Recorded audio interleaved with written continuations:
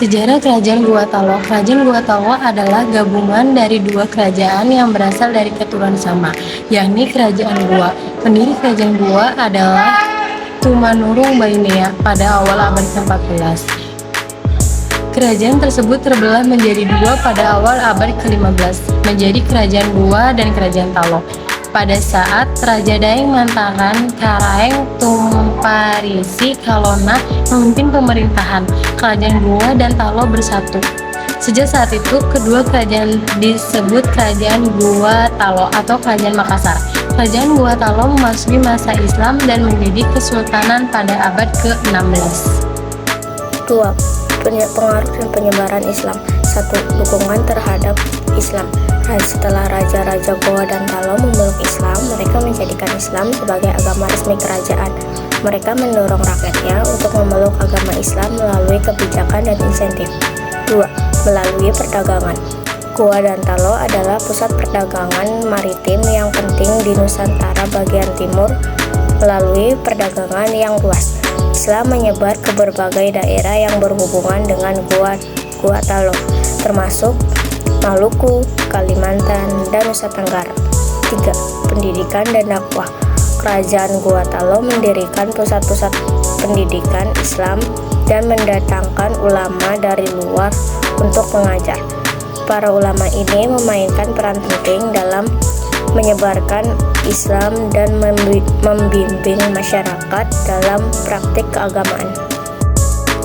Bagaimana kerajaan-kerajaan ini berperan dalam penyebaran agama Islam di wilayah mereka dasarnya? 1. Budaya dan adat istiadat. Banyak aspek budaya dan adat istiadat di Sulawesi Selatan yang dipengaruhi oleh ajaran Islam. Upacara adat, sistem hukum, dan struktur sosial masyarakat banyak yang berakar pada tradisi Islam. 2. Identitas keagamaan. Islam bagian integral dari identitas masyarakat Sulawesi Selatan. Hingga saat ini, mayoritas penduduk di wilayah ini adalah Muslim, dan banyak praktik keagamaan serta tradisi yang masih dijalankan, bagaimana diwariskan dari masa Kerajaan Gua Talo. 3. Jaringan keagamaan.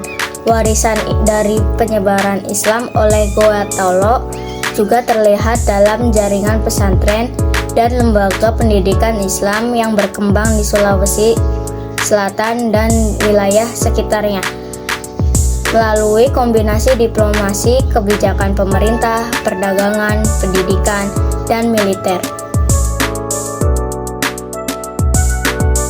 Sistem pemerintahan dan struktur sosial. Struktur pemerintahan Kerajaan Gua Talo. 1. Raja atau Sultan. 2. Menteri dan penasehat. 3. Panglima perang. 4. Dewan adat. 1. Struktur sosial. Sistem sosial di Gua Talo terdiri dari beberapa lapisan, yaitu golongan bangsawan dan golongan rakyat biasa. Pengaruh Islam terhadap tata dan hukum. 1. Sistem hukum. Sebelum Islam, sistem hukum di Gua Talo berdasarkan adat istiadat setempat, hukum dan atau hukum warisan. Setelah Islam masuk, hukum syariah mulai diterapkan dalam banyak aspek kehidupan, terutama yang berkaitan dengan keluarga, pernikahan, dan perdagangan. 2. Pembentukan lembaga keagamaan. Kerajaan mendirikan lembaga-lembaga keagamaan seperti masjid dan madrasah. Ulama dari luar daerah diundang untuk mengajar dan menyebarkan ajaran Islam, serta membimbing masyarakat dalam praktik keagamaan sehari-hari. 3. Integrasi hukum adat dan syariah. Sultan dan para penasihatnya melakukan integrasi antara hukum adat dan syariah Islam. Meskipun syariah Islam diterapkan, banyak elemen hukum adat yang masih dipertahankan dan diadaptasi sesuai dengan prinsip-prinsip Islam. Keempat, yaitu ekonomi dan perdagangan dalam peran pengembangan kerajaan, termasuk jalur perdagangan, barang dagangan utama, dan hubungan dengan kerajaan lain atau negara asing. Yang pertama yaitu jalur perdagangan, di mana kerajaan Goa Talo melalui Maluku. Setelah itu mereka ke Makassar dan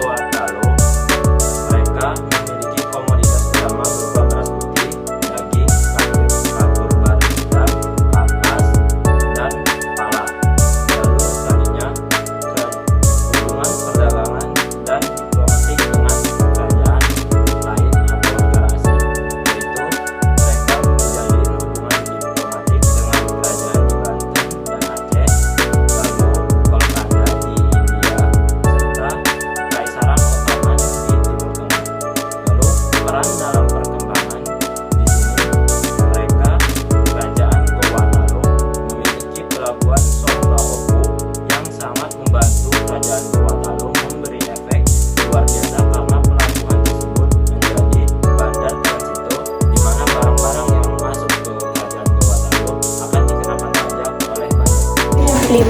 Budaya dan seni arsitektur. 1. Masjid, contohnya adalah Masjid Katangka. 2. Banteng dan istana, contohnya adalah Benteng Somba Opu. 3. Istana, contohnya adalah Istana Tamalate. Sastra. 1. Sastra keagamaan, contohnya adalah Lontara. 2. Pengaruh ulama. Musik. 1. Musik dan nasyid. 2. Gamelan dan angklung. Adat istiadat, contohnya adalah 1. Upacara keagamaan Maulid Nabi, Ramadan, dan Idul Fitri. 2. Ritual adat, contohnya adalah pernikahan dan kematian. 3. Pakaian tradisional.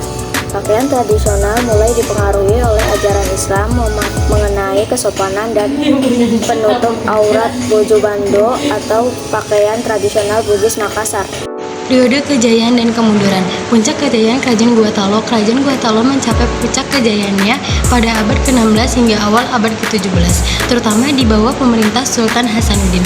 Faktor kejayaan Gua Talo yaitu yang pertama, kekuatan maritim dan militer, yang kedua, pusat perdagangan, yang ketiga, penyebaran Islam, yang keempat, perkembangan budaya dan pendidikan.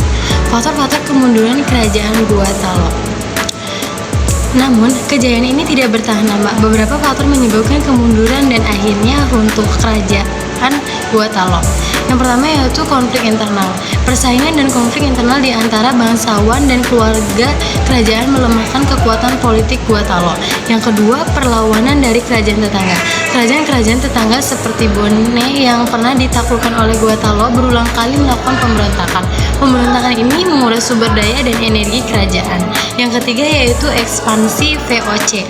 Ekspansi Belanda di wilayah Nusantara membawa tantangan besar bagi Gua Talo. VOC berusaha menguasai perdagangan rempah-rempah dan mengendalikan pelabuhan-pelabuhan strategis di Nusantara. Yang keempat yaitu Perang Makassar. Yang kelima yaitu Perjanjian Bongaya.